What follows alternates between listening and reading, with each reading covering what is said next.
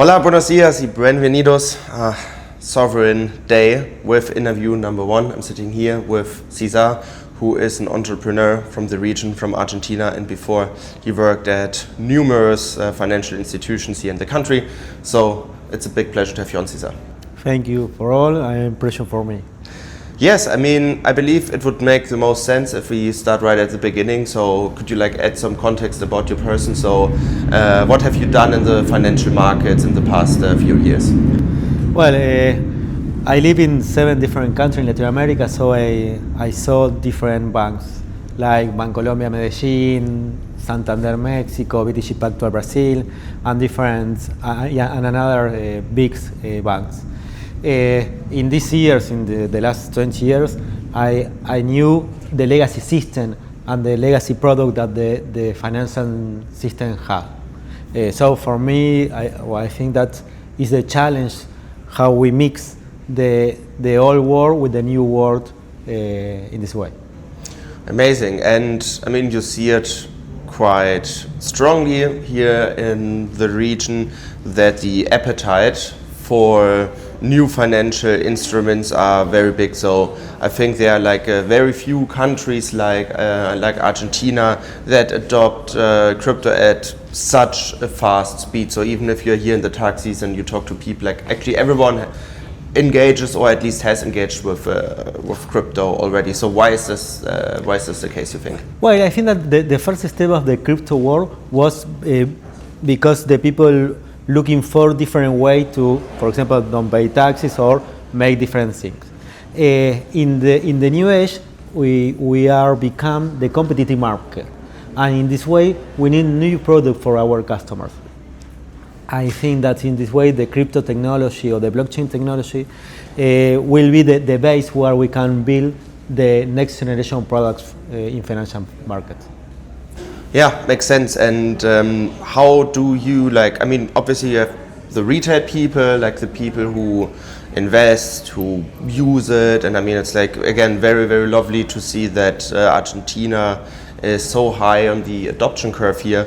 But how do financial institutions observe this? So how do you basically want to leverage the existing tech stack in the industry and want to offer it from a financial institutional background? Yeah, this is a very interesting question, because we are start to talk about the capital market when the crypto or the blockchain or the stable coins are as a bonds or an equity, right?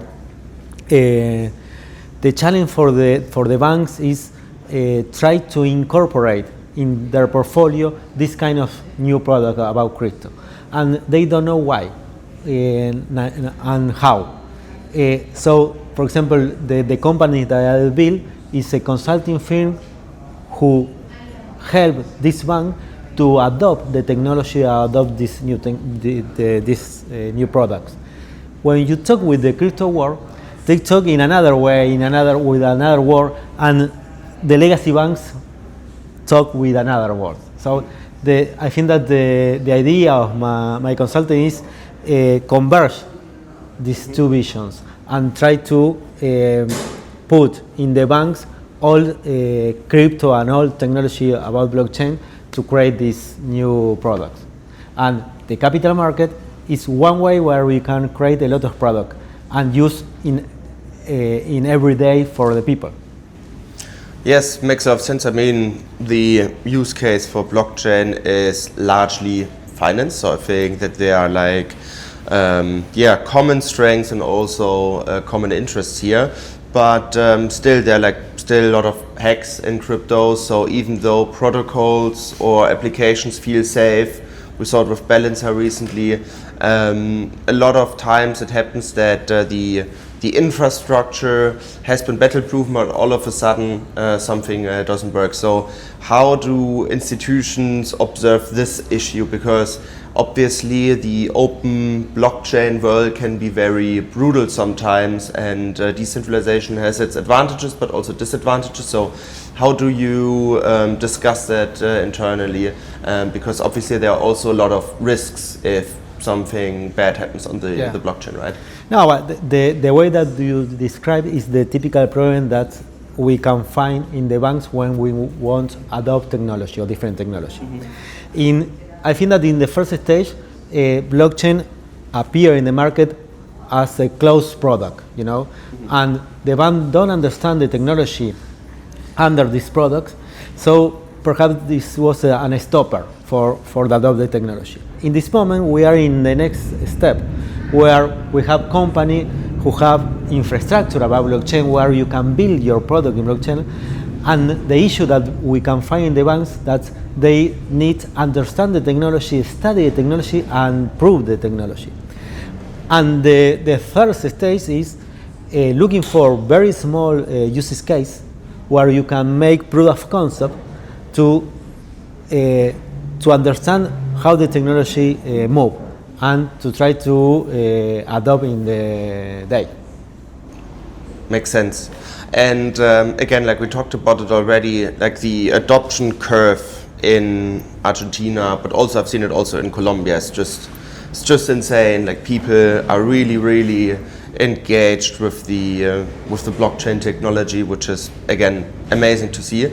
But like we also touched based on why this is the case. In the West, for example, it's a different story. It's actually very hard to bring people on the blockchain, get them to use it. They are very skeptic. So what do you think is there like to be learned for Europe or like for the US with regards to adoption? Because they really struggle to make people engage with crypto technologies. In Argentina and in Colombia, it works like much easier. Yes, I think that this is about the market. We need to make new things in Argentina to live. Perhaps in another economics are stable, and you don't need the necessary to innovate. Here in Latin America, in particular, and in Argentina, in particular too, if we don't innovate, we did. So I think this is a very good context when the people adopt more easy the technology. And in another hand, you have the new generation too, that they grow up with the crypto or with the stable coin or with blockchain. Perhaps the old generation no, but with in the time and in our economic context, I think the blockchain will be the uses come here.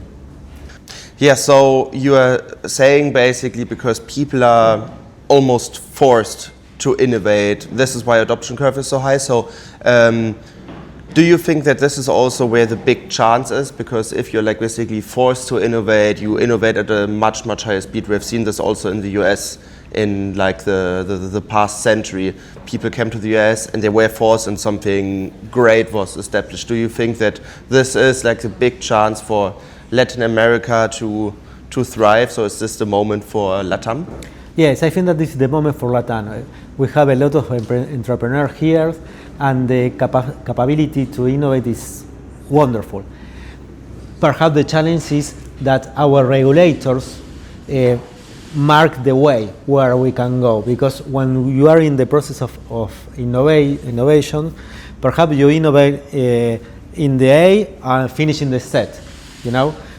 So if you can make a framework about from the regulator or from the market too, or from the bigger banks in the region, we can find a very good north for our innovation. But the capability is wonderful here.